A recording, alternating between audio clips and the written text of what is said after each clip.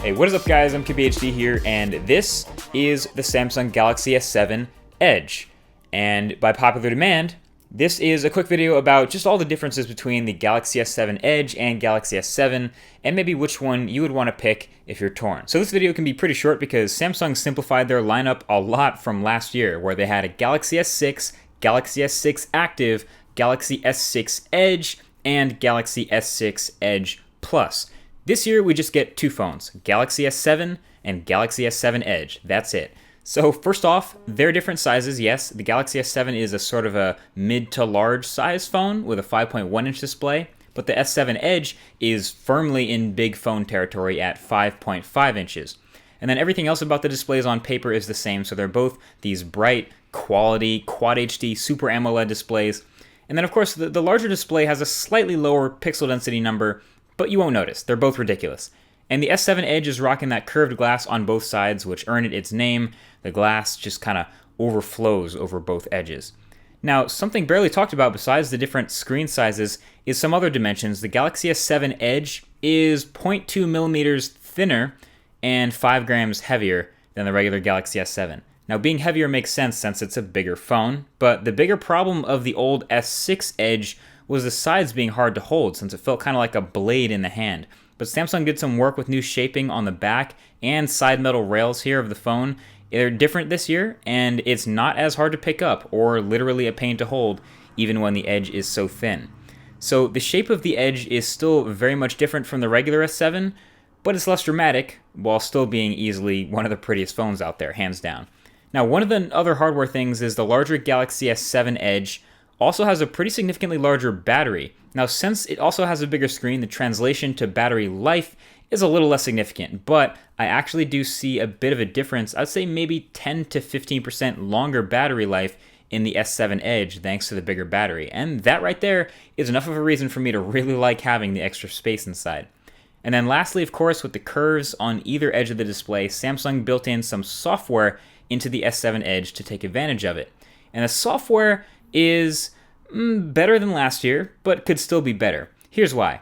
So it still has this tab to swipe out from the side to get to some shortcuts. And then you can keep swiping, of course, to move between different pages of different styles of shortcuts. So first of all, you can choose where exactly this tab is on your screen. It just kind of lives there. You can put it top right, top lower right, top left if you're lefty, bottom left, wherever you hold your hand. It's supposed to be easily accessible with your thumb.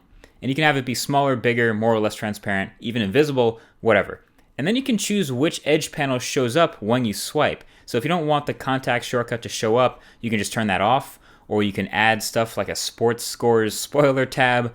Then there are a couple more things that aren't, on by default, like weather and a compass.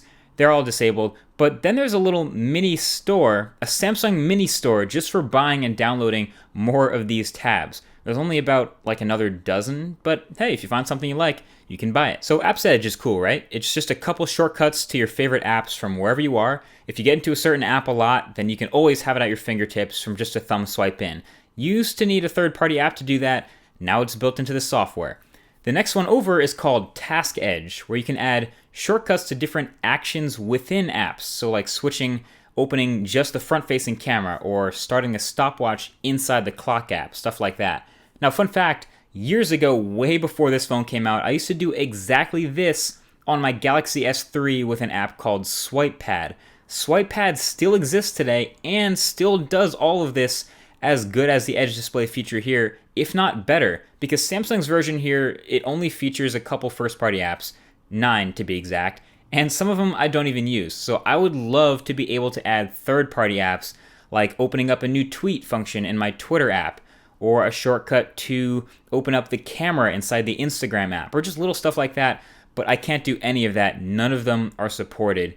There is so much that could make this Tasks Edge section like my favorite Android skin feature ever, but I just don't think they even plan on adding support for third-party apps. So for now, it's just a couple of things that you may or may not even use. Anyway, past that, you have People Edge for your contacts, and the Yahoo Sports thing, this favorite NBA or NFL or hockey or baseball or whatever sports teams you watch. And I threw in a calendar in there too for myself, but that's pretty much it. You can swipe between these tabs from wherever you are on the phone, and they're quick and handy access. And that's about it for the Galaxy S7 Edge. A bit of software, a little bit of curvy glass that make this phone different from the regular S7, which has its own entire review, of course. Everything else is the same, from the camera to the speakers to the buttons to the internal specs, both flagships in their own right. So at the end of the day, the answer to a question a lot of you guys were asking is which one I prefer between the Edge and the regular S7, and I definitely prefer the Edge for the two reasons. One, I have bigger hands, I usually use bigger phones, and two, I'm a bit more of a power user, and the larger battery is definitely a big help here. I would almost never recommend actually the regular S7 over the Edge unless you really don't like the Edge features or you have particularly small hands, but even then, the regular S7 is not the smallest phone in the world anyway. So yeah, I tend to recommend the Galaxy S7 Edge a lot more than I recommend the S7. That being said, thanks for watching this quick video. Let me know what you guys think, which one you guys like more in the comment section below that like button, and I'll talk to you guys in the next one. Peace.